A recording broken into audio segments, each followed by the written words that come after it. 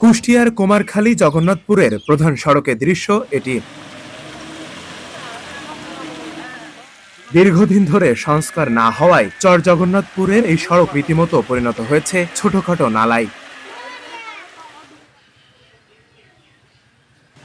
আর প্রধান সড়কের এমন বেহাল অবস্থার কারণে চরম দুর্ভোগে পড়েছেন স্থানীয় বাসিন্দারা। সামান্য বৃষ্টিতেই সড়কে জমে পানি, চলাচল হয়ে পড়ে একেবারেই অসম্ভব। বিপাকে পড়েছেন অসুস্থ রোগী, গর্ভবতী মায়েরা সহ স্কুলগামী শিশুরা। এখানে অনেক রাস্তায় গর্ত, আমরা এসে পানিতে পড়ে যাই, ব্যাগ মাগ ভিজে যায়, বইটা ভিজে যায়, আবার বাড়িতে যাওয়া লাগে। এরকম পানির জন্য জমে খুব কষ্ট হয় আসতে, গাড়ি ঘোড়া যায়, গাড়ি থেকে কাদা মাজা ছুটে গেলে পরে জামাই লাগে, তারপরে এই যে স্কুলে আসলে পরে পিছলে খেয়ে পড়ে যায়, তারপরে অনেক জায়গায় গর্ত থাকে, আমাদের খুব কষ্ট হয়। আমাদের এলাকার 4-5টা গ্রামের মূল এই একটাই রাস্তা। আমাদের এই রাস্তা চলাচলের কোনো বিকল্প রাস্তা নেই। আমাদের এই 4-5টা গ্রামের চলাফেরা আমাদের এলাকার মানুষের খুবই সমস্যা। বাড়িতে বের হলেই পানি, মনে করেন 1-2 কিলোমিটার যাবেন শুধু পানি। ছেলে মেয়ে স্কুলে যেতে পারতেছে না।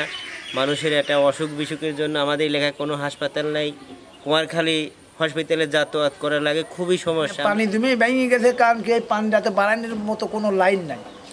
এখন লাইনটা করতে লাগলে পরে তো ধরেন যে কোনো একটা সরকারি লোকের দরকার। বসতি ধরেন এই গোরস্থানটা ধরেন অনেক দূরত্বের লোক আসে, কিন্তু এই পানির জন্য ঢুকতে পারে না। গাড়ি আইসারি এই ধরনের এই তৈরি গাড়ি সারি থাইনে থাকে, কিংবা হেনে নদ কেটে হাবর হয়ে যায়। স্থানীয় বাসিন্দারা জানান, শীতকালে কোনোভাবে এই রাস্তায় চলাচল করা গেলেও বর্ষার সময় সম্পূর্ণভাবে অচল হয়ে পড়ে। এমনকি পণ্য পরিবহনে অচল অবস্থা তৈরি হওয়ার কারণে আর্থিকভাবে ক্ষতিগ্রস্ত হচ্ছেন স্থানীয় কৃষকেরা। শুধু তাই নয়, ক্ষতিগ্রস্ত হচ্ছে সড়ক ব্যবহারকারী যানবাহনও। এখানে শুধু শীতের সময় পথটা আপাতত যাতায়াত কোনো মতো করা যায়, আর এই বর্ষার সময় আসলে পরে এই পথে অনেক মোটর, তারপরে এই কন্ট্রোল বক্স, ভ্যান, রিক্সা, এগুলো মনে করেন যে অটো, কোনো কিছুই চলতে পারে না। মানে আমার খুবই সমস্যা হচ্ছে এখানে যাতায়াতের জন্য, খুবই সমস্যা। মানে এলাকায় অনেকগুলো বাড়ি রয়েছে, ঘর রয়েছে, এখানে মোটর সাইকেলের সাইলেন্সারে পানি ঢুকে যায় বা অনেক ইত্যাদি অনেক সমস্যা হয় এখানে। হ্যাঁ, গ্রামে একমাত্র চলাচলের এটা পথ। আমার এই গ্রামের লোকজন এই যে এখানে সবুজ মেম্বার এই জায়গায় রাবিশ দিছিল আপাতত চলাচলের জন্য, কিন্তু গাড়ি ঘোড়া চললে পরে এই রাবিশ তো থাকে না। ঠিক আছে, পাকার উপরে রাবিশ দেওয়া হয়েছিল, কিন্তু এই রাবিশ মাবিশ সব চলে গেছে। এখন এই যে পরিবেশ, পানি হাঁটু পানি বাজিয়ে গেছে, পিছনে দেখতে কিন্তু বলা চল, মানে চলের একটাই পথ, এই আমবাড়িতে শুরু করি হাসিমপুর তোল একই পথ। আমার মনে হয় যাব তো 80 গাড়ি আছে, অটো গাড়ি আছে এই রোডে।